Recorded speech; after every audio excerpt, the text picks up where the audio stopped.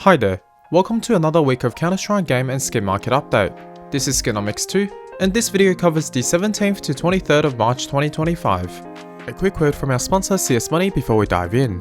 Go to trade mode, easily find the skin you want, and trade it in a few seconds. You can fund your purchases via your skins or a variety of methods. For something different, big discount on skins, you should definitely try the market mode. It is peer-to-peer, so it means you can find very good deals there.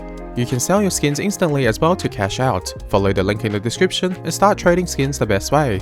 Let's dive right into the headlines. Starting with the Armory Pass, we saw another week of general declines for all items within the pass. The Overpass collection is now down to a record low of 108.8% ROI, which is unprofitable after fees. The unboxing returns of the gallery cases also dropped to an all-time low of 79%. On the contrary, Shanghai Major stickers have had a great week, perhaps in anticipation of its removal in the upcoming month. The Contender Team stickers is almost back to giving your money back for unboxings, as both Rare Atom and FlyQuest stickers are highly sought after. In relation to the Armory Pass, a rotation of collections may be coming, as workshop templates for community keychains have now been added this week. Creators including Gabe Follower have already began designing their submissions, and we should see Valve picking winners in the upcoming weeks or months.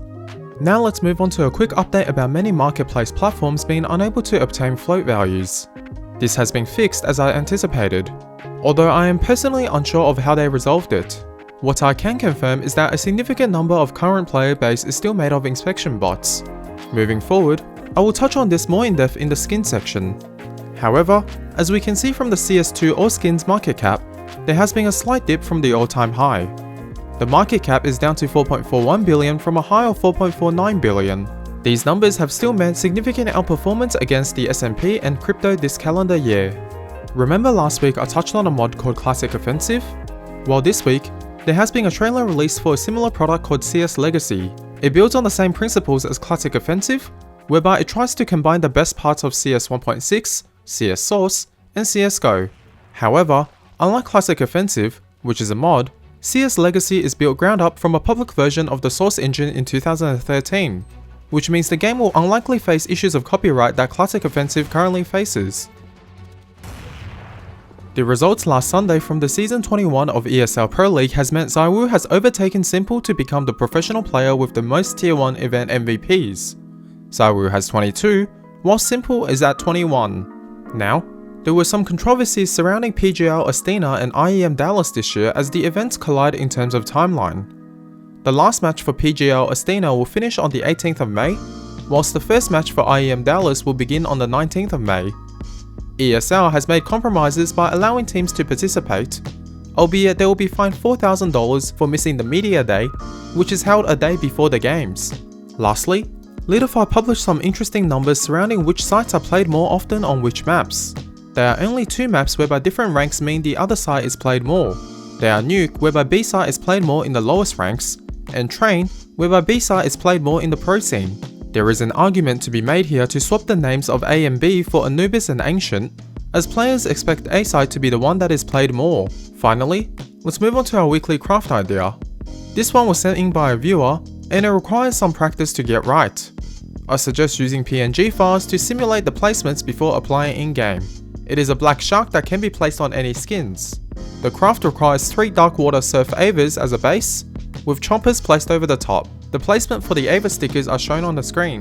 The craft is also quite costly at over $30, due to the price of Darkwater Surf Ava stickers. Switching gears now to the market.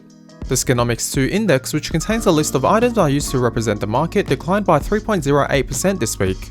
This marks the first week of declines after 9 weeks of increases. In a similar fashion, the Esport Fire Index, which contains a list of 300 high-value liquid items, dropped slightly as well. As you can see, the index held at its high point for a few days before taking a short slip down. Moving on to buff value of trade and trade volume data sourced from iTrade.gg. Volume was stable until float inspection problems. However, volumes have continued to trend down marginally. With the total value and volume data sourced from SeamDT, we can also see overall trend down in the past month despite the immense short-term volatility. I think the market is currently quite cautious. Where it moves next is quite uncertain at this point. Now, let's break the skin market movements down into categories. Starting off with knives and gloves, this was the biggest area of decline this week. In addition, gloves have declined slightly more than knives. Higher tiered weapon skins followed the suit with the losses, although some items like the Cyrix and Vulcan have bucked the trend. Agents have had a bad week. They have erased 3 weeks of small gains in the past few days. Last but not least, we saw the affordable weapon segment trend down as well, which is not a good sign. Moving on, according to CS2 Case Tracker, case unboxing numbers skyrocketed to 9 million this week. This is an incredible amount given the stable player base in the past week. If I am being cynical, I'd say this is the reason why Valve are not updating the game or improving the anti-cheat. The massive amount of money they are making from this game has made them comfortable. However, major case holders have continued dumping this week. We saw non-active case prices trend down despite the demand from unboxings. Active case prices were also in shambles. The recoil case lost another 25% after losing 20% last week. Surprisingly, the Kilowatt case with its relatively unpopular golds have remained resilient in both case price as well as return on opening. Let's now take a glimpse at this week's biggest winners and losers. In winners, we have a groundwater from one of the first souvenir packages, as well as the tread plate used as fillers in trade-ups. We also have the Na'vi Holo from DreamHack 2014, which I personally think is the best looking Na'vi sticker. In losers, we have 2 items from the Armory Pass. This is in line with the declines in returns from the pass. We also had the Splashing Minimal Wear. This is also often used in trade-ups. Onto the top trades of the week sourced from the skin trading site iTrade.gg. Some of these trades are older as there weren't many large trades this week. We had a tier 1 Karambit Blue Gem going for $24,000 in first place on buff, whilst the second place was a Wild Lotus with 4 Vox 2015 holos. The third place is a plain old Emerald Gamma Doppler Butterfly. On CS Float, there were 2 more Emerald Butterflies, although the first place was a tad more interesting. For $19,000, the 46th Best Float Gunyear with 4 Harp of War stickers were sold. Moving into game news, there was one update this week. Apart from adding the ability to submit custom charms, there was also a minor update to Basalt. Overall, it was a very small update unlike what has been anticipated. Now onto the pro scene. Blast Open Lisbon is currently ongoing. There have not been too many surprises this tournament, although Australis has been knocked out in last place following matches against Vitality and FaZe. One of my favourite players, Cadian, posted his lowest ever results in a tournament at only 0.46 rating. PGR Bucharest is still coming in a couple of weeks. In other news, Sengel benched Calx and Kraz. Fnatic replaces Bermalov with Jambo from Passion UA, which meant Estrella had to return to the team to keep the core and therefore ranking for the upcoming major qualifiers. Daicha is ready for a new team after taking a 1-month sabbatical.